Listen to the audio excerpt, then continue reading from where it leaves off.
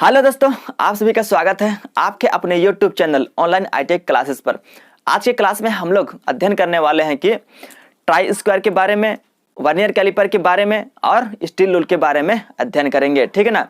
और जितने भी वन लाइनर क्वेश्चन बनते हैं इन तीनों से संबंधित उनके बारे में भी अपन लोग विस्तार से देखेंगे, ठीक है ना।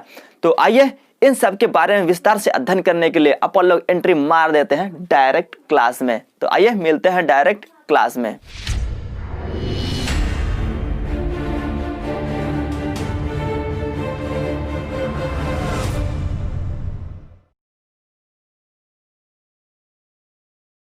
तो दोस्तों अब जो हम लोग क्लास में एंट्री मार चुके हैं, तो आइए स्टील रूल का गर्दा या धुर्रा उड़ा देते हैं एक एक करके, वन बाय वन, ठीक है ना। तो आइए डायरेक्ट चलते हैं और देखते हैं स्टील रूल के बारे में, ठीक है ना।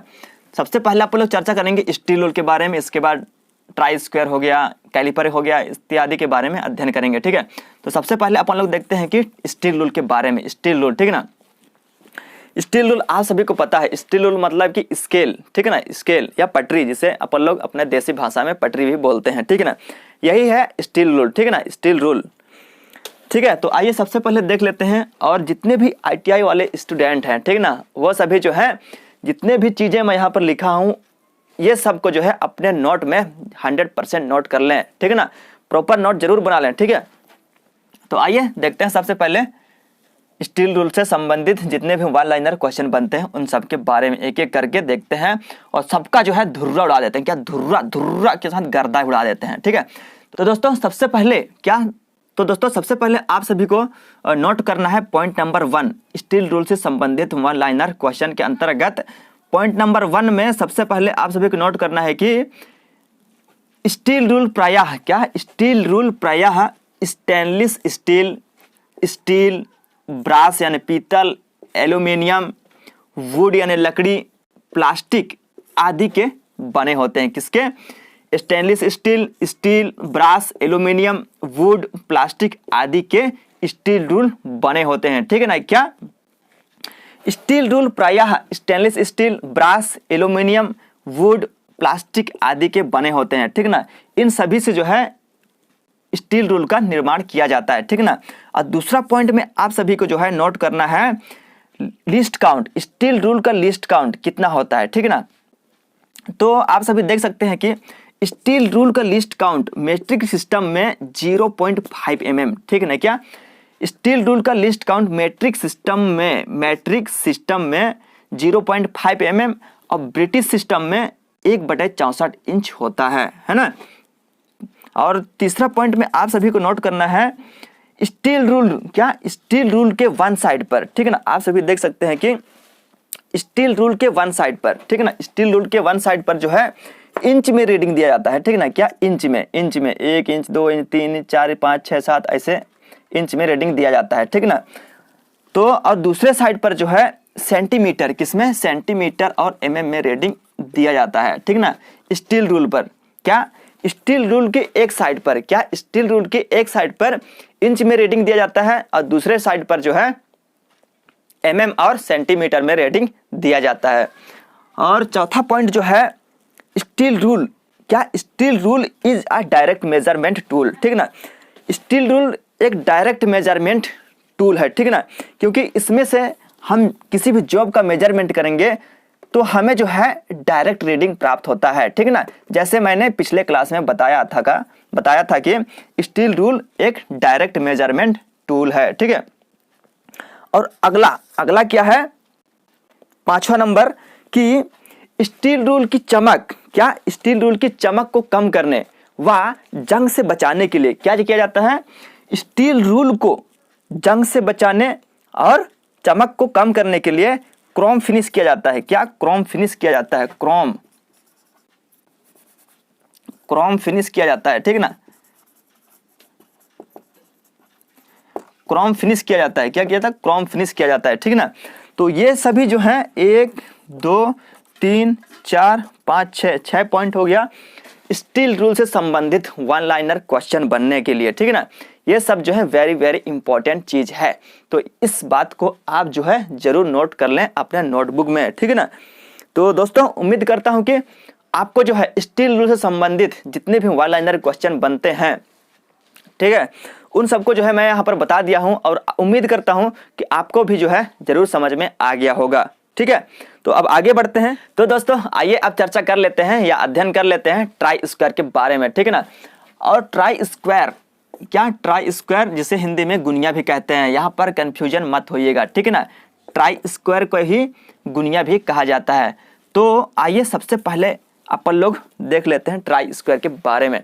तो ट्राई स्क्वायर में सबसे पहला पॉइंट लिखना है आप सभी को। क्या लिखना है? सबसे पहला पॉइंट यह लिखना है कि ट्राई स्क्वायर एक प्रकार का चेकिंग व मार्किंग टूल है। क्या? ट्राई स्क्वायर एक प्रकार का चेकिंग, ठीक है ना, चेकिंग व मार्किंग टूल है, चेकिंग व मार्किंग टूल है। क्या कहता है? ट्राई स्क्वायर एक प्रकार का चेकिंग व मार्किंग टूल है।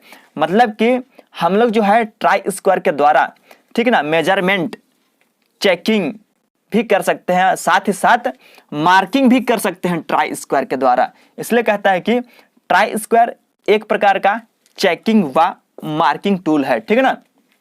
और दूसरा पॉइंट इसी में लिखना है कि ट्राई स्क्वायर के क्या, दूसरा पॉइंट यह लिखना है कि ट्राई स्क्वायर में दो हिस्से होते हैं या दो भाग होते हैं। क्या?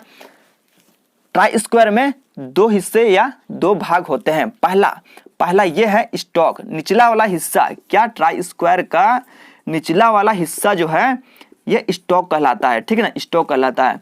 और ट्राई स्क्वायर के जिस हिस्से पर या जिस भाग पर रीडिंग दिया जाता है, क्या रीडिंग लिखा रहता है या दिया रहता है, उसे अपन लोग ब्लेड कहते हैं। क्या? ब्लेड कहते हैं, ठीक है ना।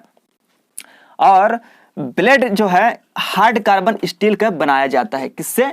ब्लेड जो है हार्ड कार्बन स्टील के बनाए जाते हैं, ठीक है ना। और स्टॉक जो है कास्ट आयरन स्टील या एल्यूमिनियम के बनाए जाते हैं। ये कहलाता है अपना स्टॉक, ठीक है ना।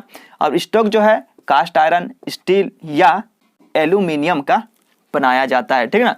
तो उम्मीद करता हूं दोस्तों ये दोनों चीजें जो है आपको अच्छे समझ में आ गया होगा, ठीक है ना। ये स्टॉक कौन सा होता है, ब्लेड कौन सा होता है। निचला वाला हिस्सा, ट्राई स्क्वायर का निचला वाला हिस्सा जिस पर रेडिंग नहीं दिया रहता है, क्या जिस पर रेडिंग नहीं दिया रहता है वह स्टॉक कहलाता है। और ट्राई स्क्वायर का ऊपर वाला हिस्सा, क्या ट्राई स्क्वायर के ऊपर वाला हिस्सा जिस पर रेडिंग दिया रहता है उसे अपन लोग ब्लेड कहते हैं। और ब्लेड जो है हार्ड कार्बन स्टील के बनाए जाते हैं और स्टॉक जो है कास्ट आयरन स्टील या एल्यूमिनियम के बनाए जाते हैं, ठीक है। अब अगला पॉइंट लिखना है इसमें। अगला पॉइंट क्या लिखना है आइए देखते हैं, ठीक है ना। अगला पॉइंट यह लिखना है कि ट्राई स्क्वायर के दो बड़े हिस्से होते हैं और दोनों जो है आपस में 90 डिग्री पर जुड़े रहते हैं। कितना? 90 डिग्री पर।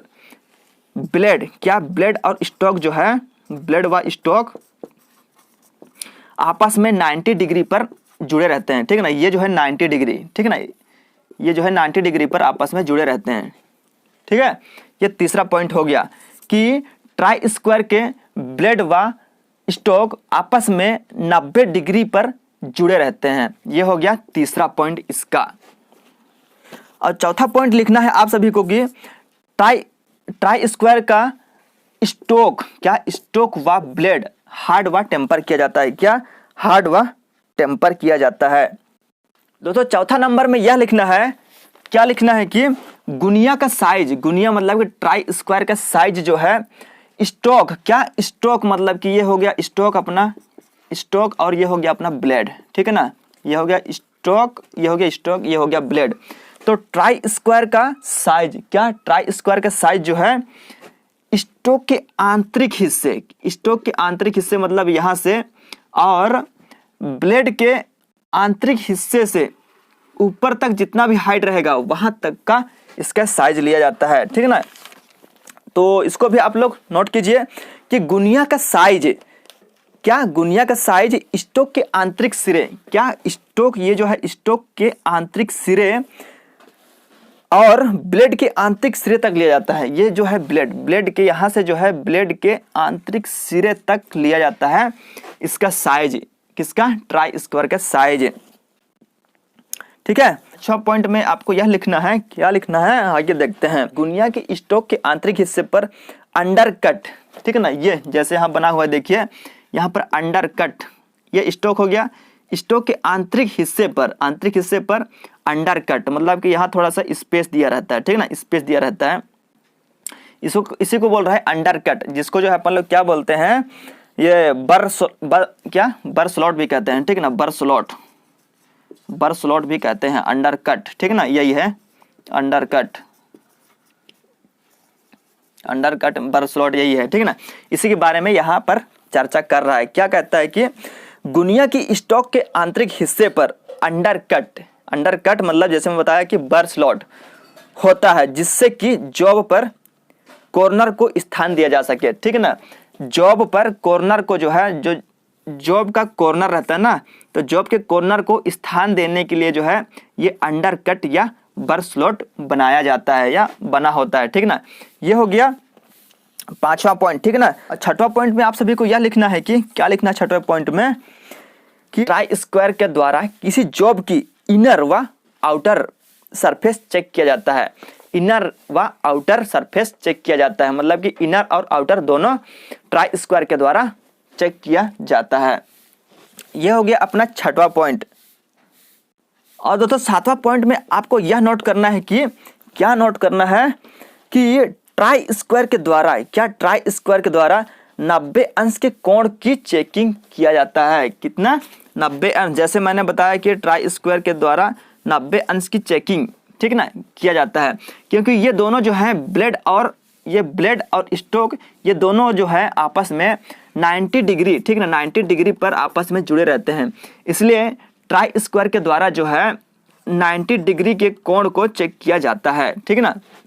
आप सभी को आगे का पॉइंट लिखना है। क्या लिखना है? अगला पॉइंट कौन? 6वां, 7वां, 8वां नंबर में लिखना है। क्या लिखना है कि ट्राई स्क्वायर के द्वारा सतहों की वर्गाकारिता मतलब कि स्क्वायरनेस अर्थात समकोण की जांच की जा सकती है। समकोण जैसे मैंने पहले बताया, ठीक है ना, क्योंकि ये दोनों जो है आपस में 90 डिग्री पर जुड़े रहते हैं, इसलिए इसके द्वारा जो है अपन लोग 90 अंश के कोण की जांच कर सकते हैं, ठीक है ना। तो दोस्तों ट्राई स्क्वायर से संबंधित वन लाइनर का अगला पॉइंट है, क्या अगला पॉइंट है? 9वां नंबर, ठीक है ना। तो 9वें नंबर में आप सभी को नोट करना है कि गुनिया या ट्राई स्क्वायर का प्रयोग फाइलिंग, ठीक है ना, फाइलिंग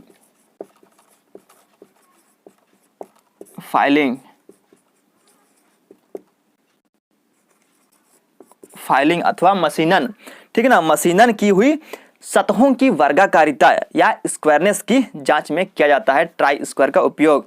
एक बार फिर से देख लें, गुनिया का प्रयोग फाइलिंग अथवा मशीनन की हुई सतहों की वर्गाकारिता की जांच में किया जाता है। यह हो गया इसका 9वां पॉइंट, ठीक है। तो आइए दोस्तों अब अध्ययन कर लेते हैं कैलिपर के बारे में। क्या? कैलिपर के बारे में, ठीक है। तो आइए सबसे पहला पॉइंट देखते हैं किसके बारे में? कैलिपर के बारे में। सबसे पहला पॉइंट यह है कि कैलिपर एक मेजरिंग टूल है। क्या? कैलिपर एक मेजरिंग टूल है, ठीक है ना। और दूसरा पॉइंट यह है कि कैलिपर का निर्माण, कैलिपर जो है कार्बन स्टील, माइल्ड स्टील इत्यादि के बने होते हैं। किससे बने होते हैं?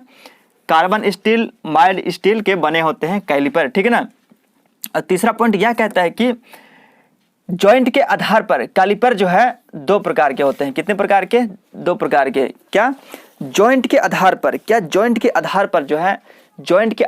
कैलिपर जो है 2 प्रकार के होते हैं। कितने प्रकार के? 2 प्रकार के होते हैं। तो यहाँ पर देख सकते हैं, पहला जो है फर्म जॉइंट कैलिपर, ठीक है ना। क्या? Firm joint caliper.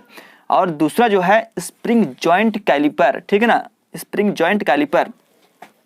तो जॉइंट के आधार पर कैलिपर जो है 2 प्रकार के होते हैं। पहला जो है फर्म जॉइंट कैलिपर और दूसरा जो है स्प्रिंग जॉइंट कैलिपर, ठीक है ना। और चौथा पॉइंट में लेग के आधार पर कैलिपर जो है 3 प्रकार के होते हैं। पहला जो है आउटसाइड लेग कैलिपर, दूसरा जो है इनसाइड लेग कैलिपर और तीसरा जो है ओड लेग कैलिपर, ठीक है ना। और 5वां पॉइंट यह कहता है कि ओड लेग कैलिपर को, ओड लेग कैलिपर को जो है हार्मोफ्रोडाइट कैलिपर, ठीक है ना, दूसरा जो है जेनी कैलिपर और तीसरा जो है लेग एंड जॉइंट कैलिपर। ये तीनों, ठीक है ना, ये तीनों जो है एक ही चीज होता है, ठीक है ना, लेकिन इसके जो है 3 नाम है। ओड लेग कैलिपर के 3 नाम है, ठीक है ना। क्या? Hermaphrodite calliper, jenny calliper, leg and joint caliper.